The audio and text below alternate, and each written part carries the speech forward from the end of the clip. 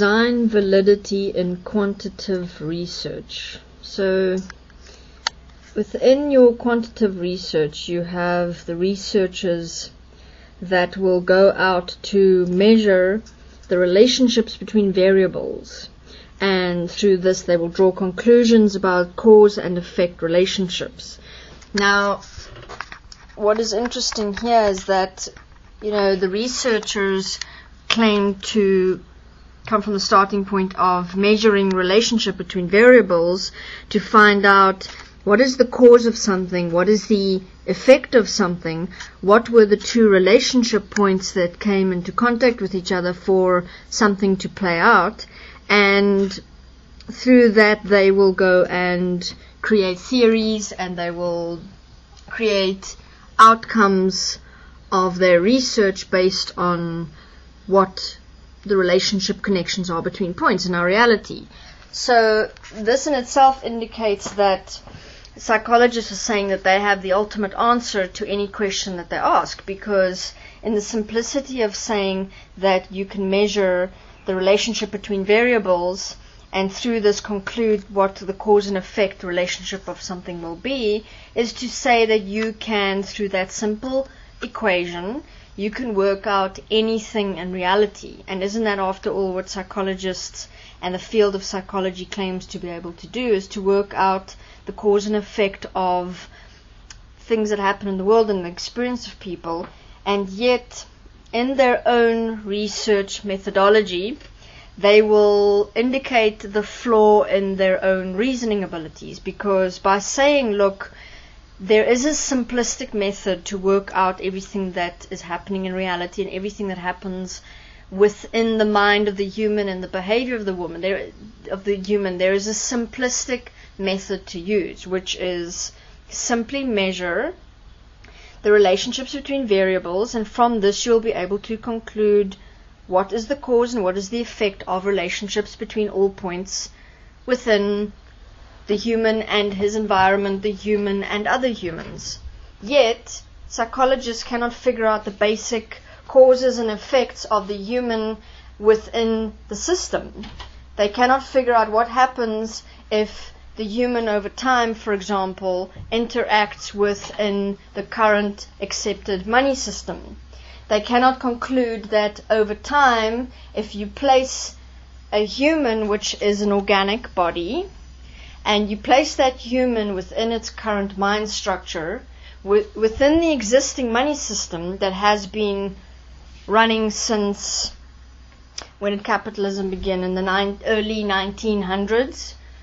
And before even then you had trade and you had the concept of have and have not, already existent from the 17 and 1800s, but we're talking here about the actual establishment of capitalism.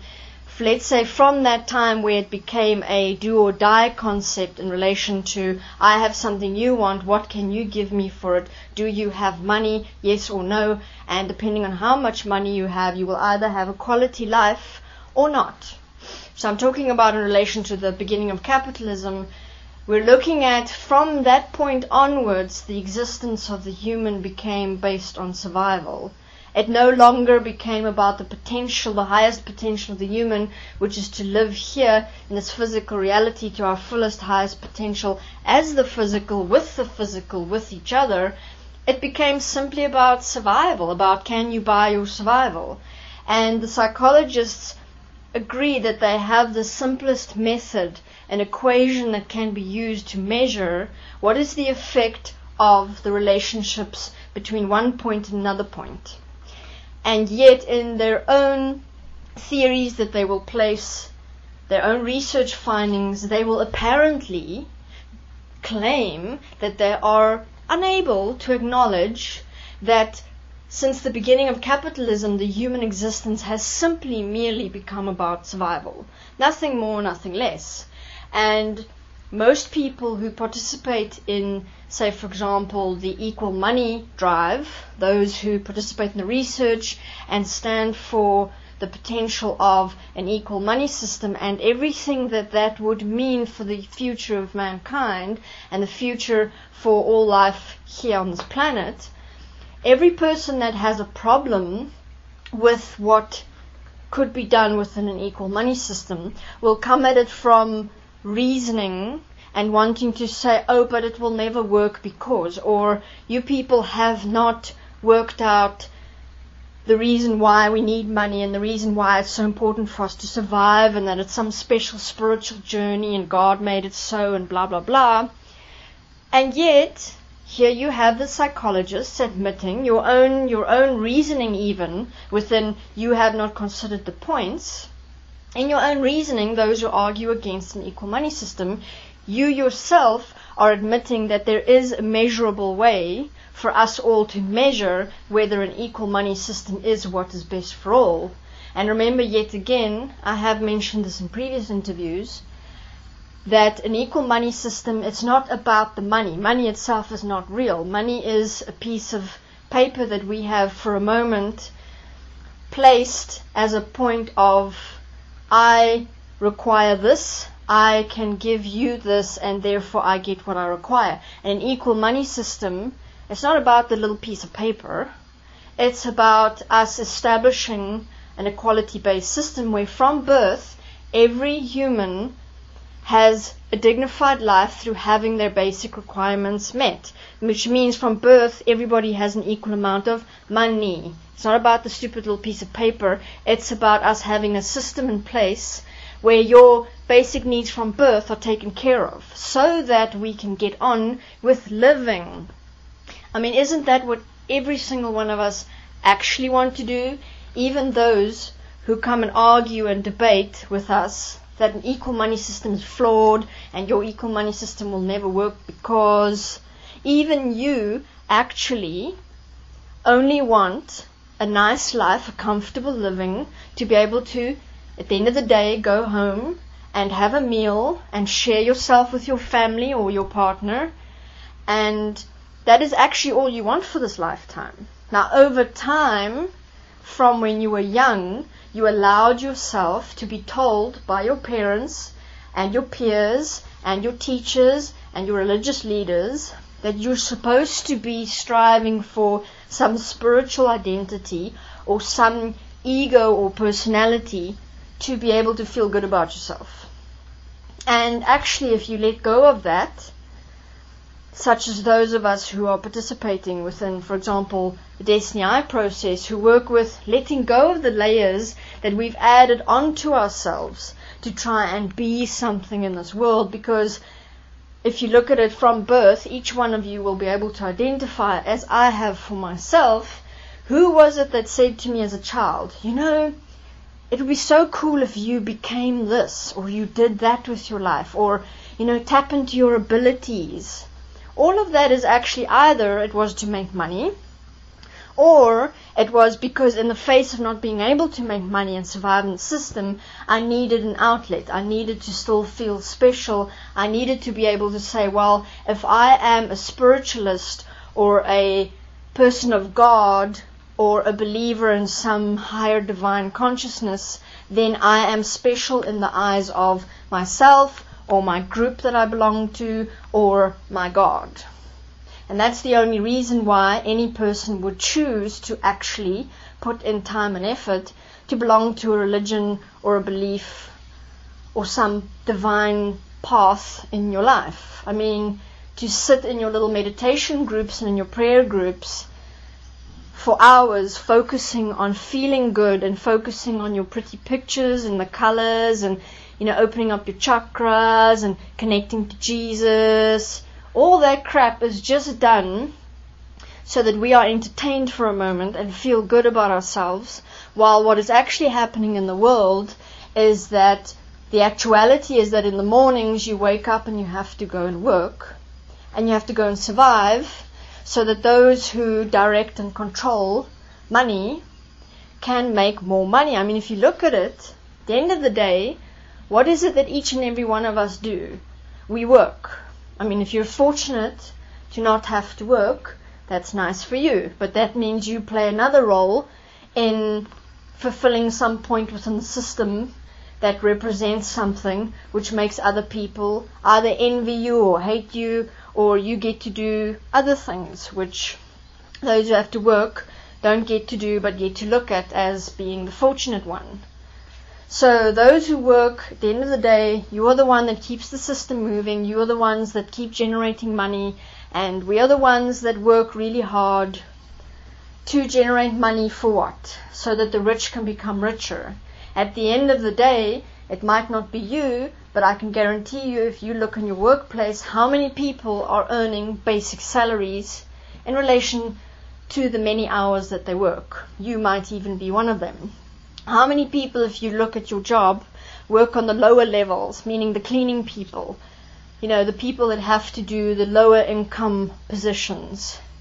And you don't pay attention to that because it's not you. Maybe when you started out, when you were 17, 18, when you enter the job market and you have to do the shitty jobs. And then you move up in the ranks and you eventually become one of the management staffs or the people who are involved in, earning the money and making the decisions within the company or within the business, and you have a more respectable position. And then you settle into that comfort of knowing that your salary, although you would obviously still always like to earn more, is acceptable. You feel comfortable. Your bills are paid for, your children can go to school, you can feed yourself and your family, and then you settle into the comfort of, oh well, this is life. At the end of the day, not considering that the poor, there are always poor sods who are at the bottom of the ranks, who earn minimum wages, and of which most of them in most countries, which are focused on absolute consumerism and production of products for first world countries and for consuming countries, those people who work in those companies and those factories, they don't even get to move up in the ranks. That is their life. The majority of the world live on just a basic salary, of which a lot of those people, if you look at it for yourself, don't even earn more than just being able to buy bread and live in a little shack. They are slaves. That is what you call someone who is a slave. He has nowhere to go. He has nowhere to move within his job position. He cannot educate himself because he cannot have access to that. He doesn't have the funds for that. His country probably doesn't even provide for education for, 1 million factory workers to just get free education. So there's nowhere for them to go. There has to be that position. And you, as the person who's stuck in the middle, earning a decent salary, A, you don't care, and B, what are you going to do about it? You can't go to the big bosses and say, I demand that the factory worker down there gets a better salary, because you'll get fired. Simple as that. Unfortunately, that is the position of most. Fortunately, there is the standing together of everybody to vote for and research and implement an equal money system. I suggest go to www.equalmoney and please, participate, ask questions, get involved, watch the videos of the people who have done research. Your voice is not lost. Most people come with the argument of, oh well, you guys will never succeed because everybody will just always, go back to the way things are. Nonsense. If we all, over the last how many 100 years, got to accept capitalism as we have now, then surely the same must be possible for a new world system. And everything that you see on the news with regards to revolutions and uprisings and political instability is real, yes, obviously, but at the same time not real, because what remains is you and me. The ones who are here, who are seeing, who are hearing, who have a right to vote, who have the ability to write on a piece of paper or on our computers and publish that in the form of a blog. We are the voices, we are the ones, at the end of the day, that if we change, the system has to change. Because yet again, people, the system didn't just come out of a spaceship out of the sky and plant itself here. We created the system. From the time we climbed out of our caves and started, realizing, I can make skins and the next guy can collect berries, let's trade. From that time onwards, we, as the human, started evolving, not into what is best for all, but into what we are now. which is based on survival, which is based on what happens inside the mind, which is based on pre-programming. And most people don't even realize actually what pre-programming means and how and what it is within the mind and how it directs each human. Everybody just accepts it. So if each one starts taking self-responsibility for our own programming and self-conditioning, then you have a starting point. Then you have every single human making a change according to what's best for all. And therefore, when you start changing that within yourself, then you have a voice in the system. Because if you stand at that point of, I vote, for example, for an equal money system or an equality-based world system, and I stop this participating in systems of inequality, if every single human stands at that point, wow, that's going to be a difference. Because remember, each one of us have been standing at the point of, I accept and allow the money system the way it is. Therefore, if each one of us stand at the point of, I no longer accept and allow the existing money system as it is, that's where you have change happening. And if it takes another 100 or 300 or 500 years, it doesn't matter, because who we are will always stand at that point. And within changing the system, creating a new system. But again, it's not about just speaking the words. Many people do that. Even on YouTube, we have our videos. On Facebook, we have our groups. We have our blogs. And many people come and comment, yes, I agree with you. This is great. I love the idea of, equality for all and a better life and stop abuse. Yet, that's as far as it goes. In other words, putting it on a piece of paper as representing that part of you which thinks it's quite cool in your mind, but the other part of your mind, the other 80%, is still fully participating and giving value to everything within the system that still keeps the system in place.